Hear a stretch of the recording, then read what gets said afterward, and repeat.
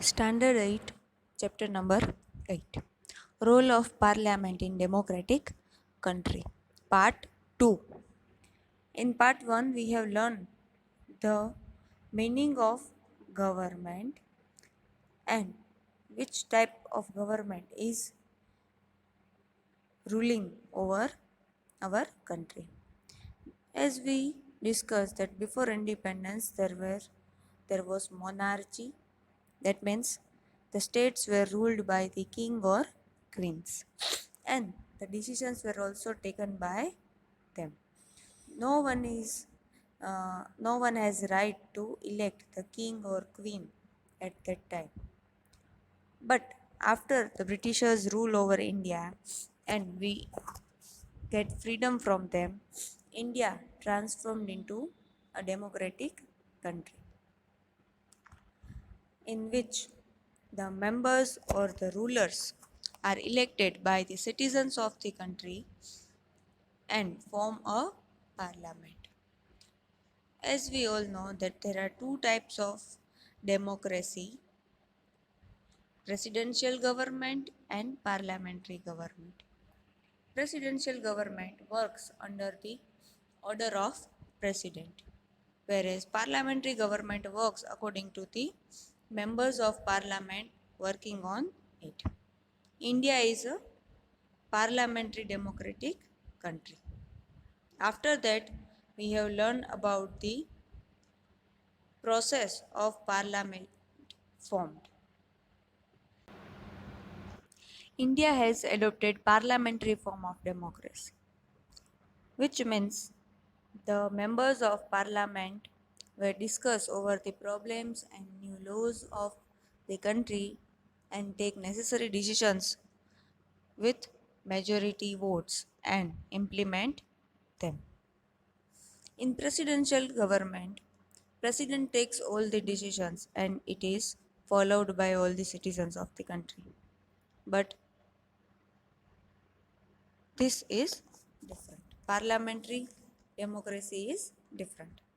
In parliament in India, there are two houses, Lok Sabha and Rajya Sabha. Lok Sabha is known as lower house and Rajya Sabha is known as upper house. This works as the central government of our country.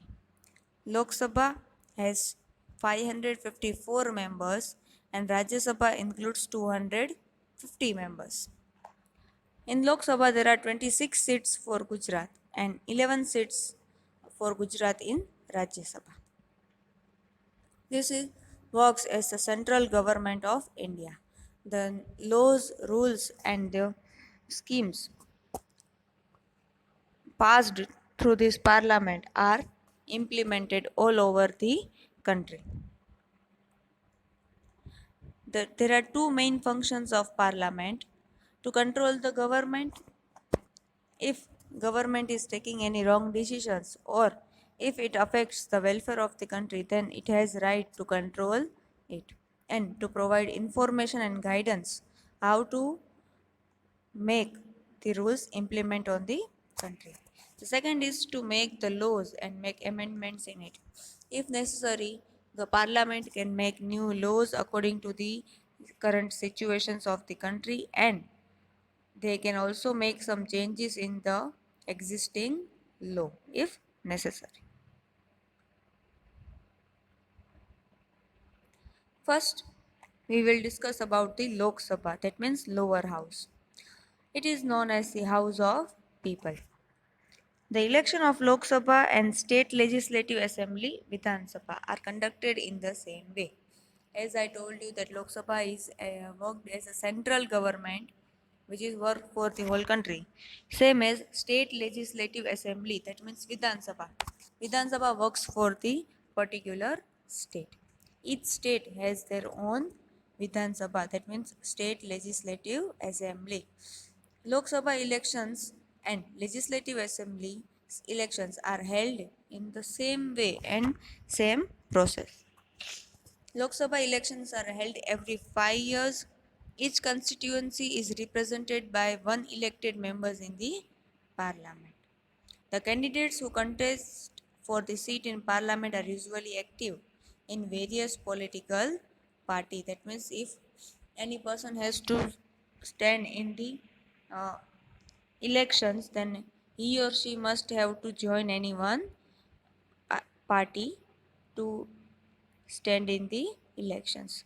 The elected candidate is known as the member of parliament. These elections held at every 5 years. The candidate is elected by the citizens of the country, and the one who gets the majority votes will elect as the member of parliament. That means MP, and he or she will work for next 5 years to for the welfare of his or her particular region. How is the ruling party formed? How can we discuss who will become the prime minister of the country? What is the name of the member of parliament of your constituency? This is your homework. You have to write the name of the member of parliament of our constituency. That means of our region, Kutch. And what is the name of your parliamentary constituency? That means in Vidhan Sabha, which region we belongs to. Next, how the ruling party is formed. How can we say that who becomes the prime minister of the country? That there is a simple process for this. The party which uh, gets the majority of votes and whose majority of members are elected as the member of parliament can form the government. The party whose candidates are elected or the majority of candidates are elected of a particular party will form the government, and the leader of that party or the coalition of the parties which has clear majority in parliament is appointed as the prime minister in the Lok Sabha. The prime minister of India is the head of ruling party, and his party will work according to the prime minister's order. The prime minister selects ministers from the member of his party who gets elected in the elections. In this way, the council of ministers is informed. The ministers with prime minister take all the decisions. These ministers takes care of the responsibility of work related to their respective ministries such as health, education, finance.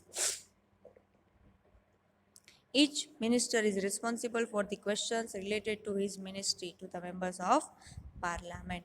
For example, finance minister is liable to answer questions related to the economy of our country if it is asked by any member of the parliament in front of the speaker, then he or she must have to answer the questions arise by the other members of the parliament to for the welfare of the citizens.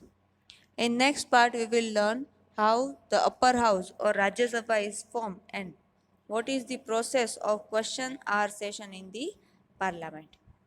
Till then, you have to find out the two questions. What is the name, answer of the two questions? What is the name of the member of parliament of our constituency? And what is the name of the member of, and what is the name of our parliamentary constituency? Thank you.